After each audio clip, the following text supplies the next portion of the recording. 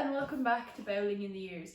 This week's episode is kind of a special one because instead of being based on a year, we have this treasure trove of items that we're going to go through together. We found this was it in the attic of Nan's house? Yeah. And it's fairly elderly, as you can see. And there are some interesting items inside here. For example, we've got a lot of things from 1985. Yeah. This is just this Ballincollig bowl coming. What's this? Okay, so this is the very first King of the Roads programme, and it was played on Sunday the 27th of October 1985, which was the bank holiday weekend, and the main score was between Bill Daly and Harry Toll, and they had met in the All-Ireland final in Whitechurch earlier that year, and Bill Daly was injured actually at the start of the score, but Harry Toll was on fire anyway, and Harry Toll won the score. And from Armagh, he's actually in the picture here.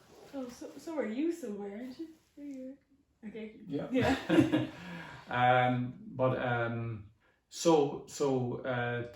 The final didn't finish, and there was a little bit of controversy about paying bets and things like that. But anyway, when we were there, I asked Harry Toll, would he come down to East Cork, down to Ballincollig, to play Bill Daly in a once-off competition. We probably didn't even have the name for it at that stage. And he said, yeah, I will.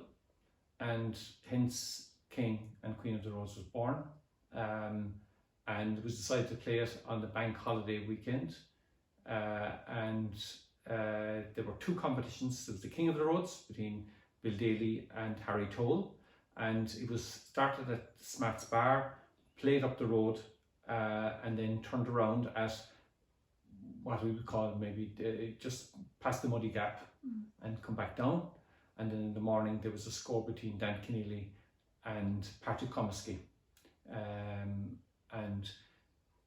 As it happened, and it was covered by RTE. RTE covered it, so it was on TV. It was on, which was good. And unfortunately, we miscalculated on the time, and we didn't finish it. Yeah.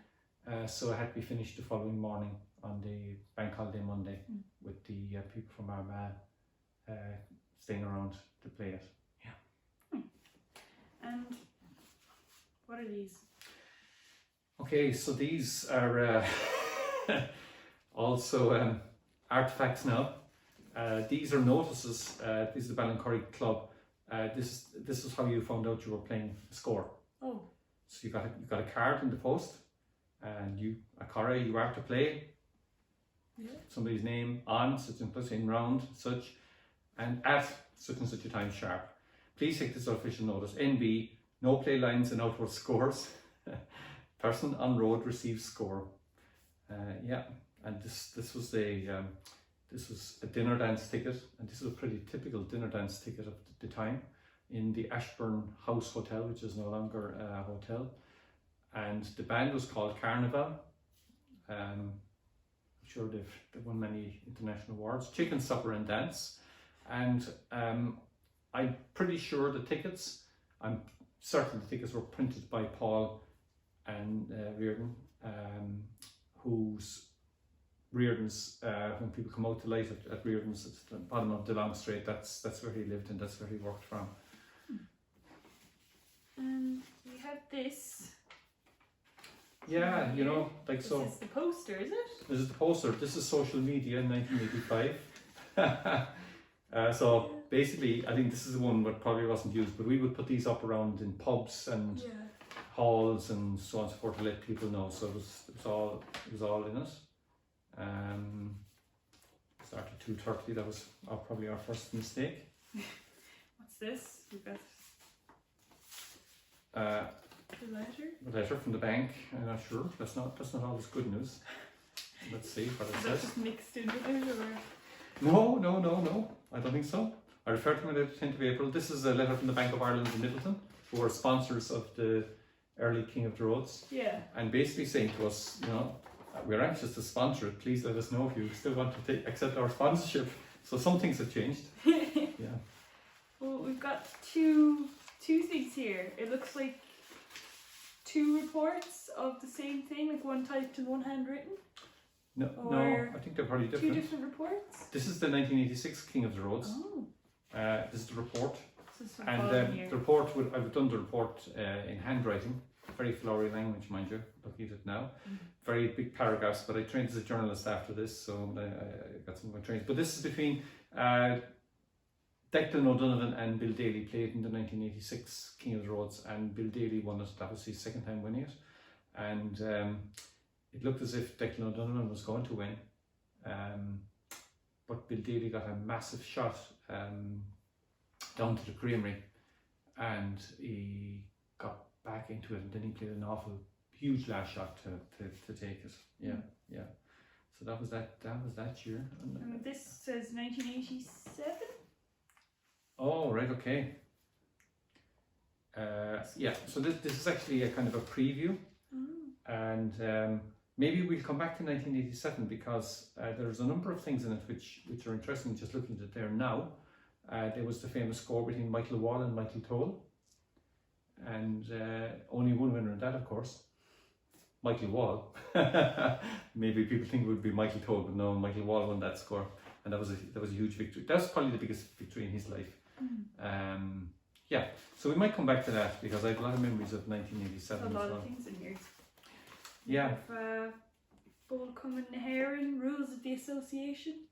Yes, and I think this also is an artifact printed by Lynch's Printers on Barrack Street. I can see in the back, and this is a list of the rules. This is not the original first rule book, I'm pretty sure, but it's pretty close to it. The president is Jim O'Mahony of Berings. Legal advisor Edward O'Driscoll, who's still the legal advisor. That'll tell you how long he's served the association. And a list of trustees. Bishop Murphy of Cork was the patron, and Reverend D.J. Burns. Yeah, so there's a list of rules that tells us what the treasurer has to do, the secretary has to do, liability, rules, tournaments and so on and so forth. They have to pay £20 to the honorary treasurer to have a tournament. Yeah.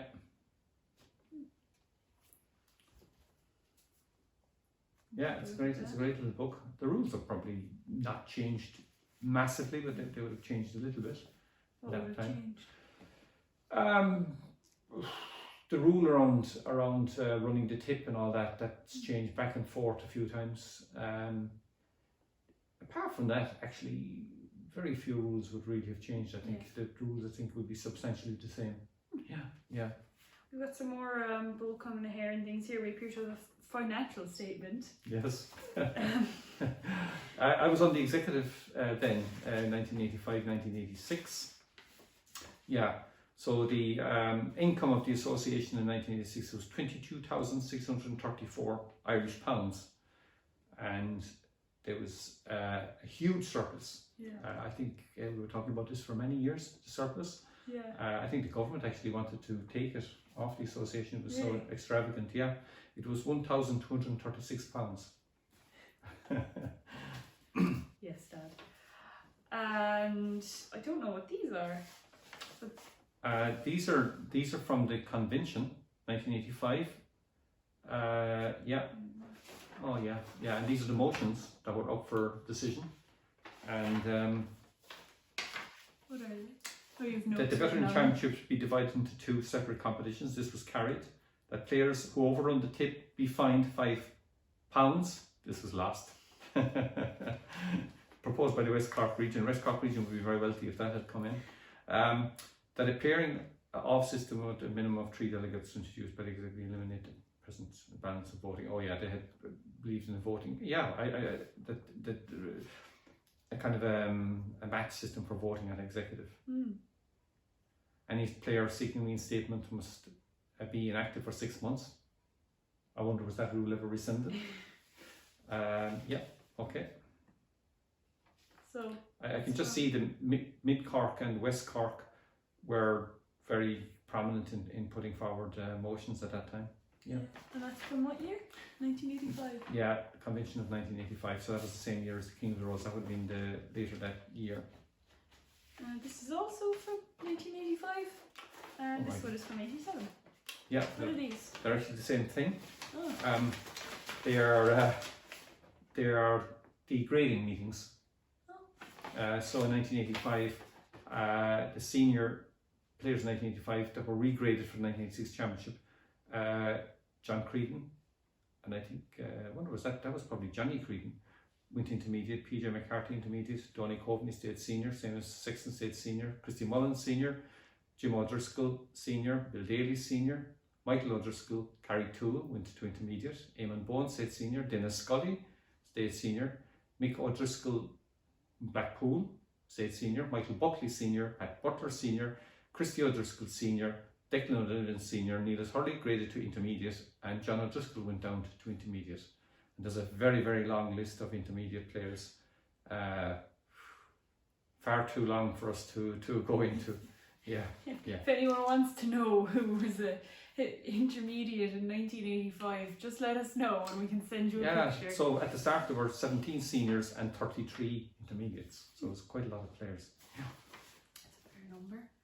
And Bowl Coming Hair, an official fixture list for week ending Sunday, July 24th, 1988. Right, okay. Ooh, the first thing There's I a suppose, number of years worth of yeah, documents in this but I box. suppose look, the amazing thing about this is the thickness of it, Yeah. the sheer number of clubs and the number of scores in 1988. My God, it's huge. It's huge, and it's done not region by region, but by club.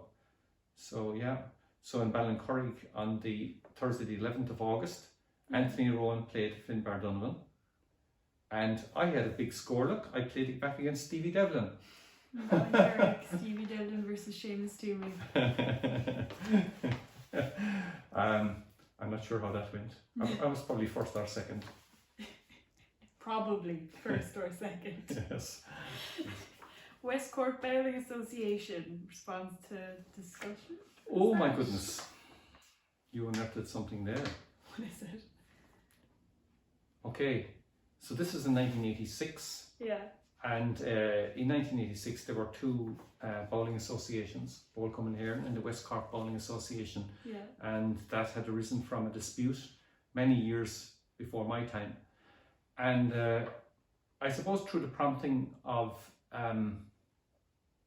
Christy Santry and James O'Driscoll, Yeah. because James was from Drina, West Cork, and Christy was from the Pike in Southwest, and I think they basically felt that there was a need to get these two associations back under one roof. And I was very new to the association then, and I was a student at UCC at the time, and in their wisdom they asked me to write a kind of a plan Yeah. for the coming together of the associations. And we went down to William O'Brien's pub, the Corner Bar in Skibbereen, and we met the West Cork Bowling Association without any authority, mind you, let me say. And as far as I remember, it was myself and Christy and James probably representing Bowl Common, and then the officers of the West Cork Association, which are mentioned here, James Caverley, who's the chairperson, Pat O'Sullivan, Fro, secretary, and the treasurer was William O'Brien. James unfortunately has passed away since, but Pat and William are still very much involved in the whole thing. And also mentioned here are Jerry Murphy, and Jerry Haggerty is the senior player, and Mick Crowley is the junior and novice player. But anyway, basically, the West Cork Bowling Association responded, and then I had a very surreal experience where I was sitting in the executive. I was sitting next to Michael O'Donovan, the East Cork secretary. I was an ordinary delegate, and I got a slating from the top table, and I was reading here. Well, look, this says. This was never approved or even considered by the trustees or executive Bowl Common. It was but the singular suggestion of a well-meaning individual who prepared it without authority. So I overstepped the mark there. But anyway, look, as it happened, it got discussion going, and the two associations did joined together, and that you know, that was a huge boost for the association. Well, we've got a somewhat different document from 1985 here. This is the members' monthly 600 draw. Absolutely, and this was the Ballincurry list. At the back, so the nice people can see it. Yeah, There we go. and the subscribers, oh my goodness. That's nice. Yeah, and Bill Leahy and all kinds of people around Ballincurry, Anthony Smart. Yeah, It's not Nan. it is indeed. Yes, my mother was one of the subscribers to it. Tony Costello As from were you. Clonglam, as was myself. So we all made our contribution to the draw back then. Oh. Yeah. And what was the The prize, what was the prize? 15,200 in prizes. First prize 600 each month, and 4 prizes of £100 and 4 prizes of £50 each. That's a lot of money. It is, and the 6th and 12th draw will carry first prize of £1,000. £1,000 is a lot of money. God. Especially in 1985. Yeah, absolutely. God, how much would that be now, do you think? Oh my God, it would be. What could you have gotten for £1,000? Oh my goodness. Yeah, you'd have bought a very good car anyway, I think. Yeah. Yeah, That's a so lot of money. yeah, absolutely. A very valuable draw. Yeah. And Paddy Whiskey World Road Bowling Championship. What is this, Shins? Oh my goodness. This is a big thing. There's another thing with the same title. Yeah. Okay, so this was the World Championships, was held in Whitechurch, and they were sponsored by Paddy Whiskey. So it was a big sponsorship, and it was held in 1985, and it was also held in 1987. And the same person won it twice. That was Bill Daly, who won the King of the Roads in 1985 as well, and in 1986. Good year. Yeah, well, you know, Bill Daly was the man at the time. You know, he was Yeah. the big player. So I remember being at that. There were massive crowds, and the final was between Bill Daly and Henk Lemmerink from the Netherlands, and I think he was a postman, Henk Lemmerink. And the thing was, he was injured. He wasn't really up to, you know, his what he'd done the time before. But it's just actually very interesting to see it now, and to remember £2,000 and a special trophy for the winner, £1,000 for the runner-up, losing semi-finals 500 each, and losing quarter-finals £250. So everybody got something. What is this page exactly? This is the score sheet. You keep the score on that. It's the draw. Oh. And also in 1985, if memory serves me correctly, Hans-Georg Balken lofted the viaduct, which is sponsored by Murphy's. Winner £2,000 and special trophy. Yeah, and it was a special God. trophy. What was the special trophy? It was commissioned for it. Oh. Yeah, I remember at the time it was a beautiful piece of work. Yeah. So many things in here. Oh my God. Secretary's report for 1986. Yeah, What's that? this is the East Cork Secretary's report. Yeah. And I can see straight away something very interesting in it. You can see here, number 3, Ladies Junior B Champion. Now, this is a very famous person in my circle, but not in the bowling circles. It's Lorna Harding, Dr. Lorna Harding, who now lives in California and was a native of North Tip, and from Lurra, North Tip, famous hurling place. And she took part in the Junior B Ladies Championship in East Cork. And I remember famously she had to go to the Cove to one of the scores, and I was her road show, but I couldn't go for whatever reason. And she went down on the train and got a taxi out to the road, and Liam Butler from Belleville was her road show on the night. So Liam got her across the thing. That'd be Paul Butler's father. We're kind of coming to the end of this now. I think there's only a couple of things left, but well, I suppose, look, this thing is interesting because it's one of the immediate benefits of the amalgamation, because this is a big tournament run by William O'Brien, the Corner Bar in Skibbereen, and you can see it. Look, it's a Junior A tournament, and the first prize is £1,000 in cash and a Corner Bar Cup. Runner-up £500, and the fourth prize is £100 each, which is a lot of money. yeah. That was a big tournament. So that's it, William. I presume you got that filled up pretty quickly.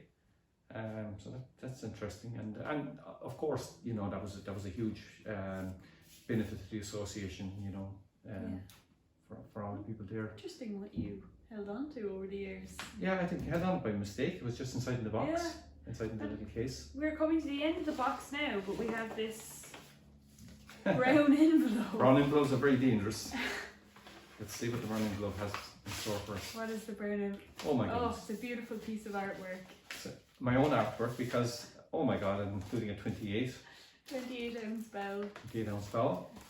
This was because I think we were doing things to try and get sponsorship. Yeah, and this is the thing, you know, I mean, this tells you to move, things have to be stuck onto the page, And this is our then head of paper, photocopied. and then photocopied. And that's the result. And this is in 1986, seeking sponsorship for King of the Roads. Yeah, it talks about all the things that happened in 1985, including the World Championship and the Laughing Viaduct and all those things. Very good. I think we'll have to come back to Shame the, so to my original. we'll have to come back to the brown envelope another day because Yeah. there's even There's a more. lot to be said about that. Yeah, there is a lot to be said about it because you know, like we just saw, so much has changed. Yeah. You know, that social media and all of that is a big factor that's changed. But also the numbers. You know, the huge numbers that were playing at the time in those top grades. Yeah. So yeah. Glad to see just the way technology has changed how everything is done in the last. Well, I mean, it's what. How long ago now? 1985. 35 years ago. Yeah. Yeah. Because even the program, I mean, that was a printed program, but look, even the standard of the printing and the ads and everything is just. Compared to a modern program, it's a completely different thing. Yeah, Anthony Smart was sponsoring us then as well.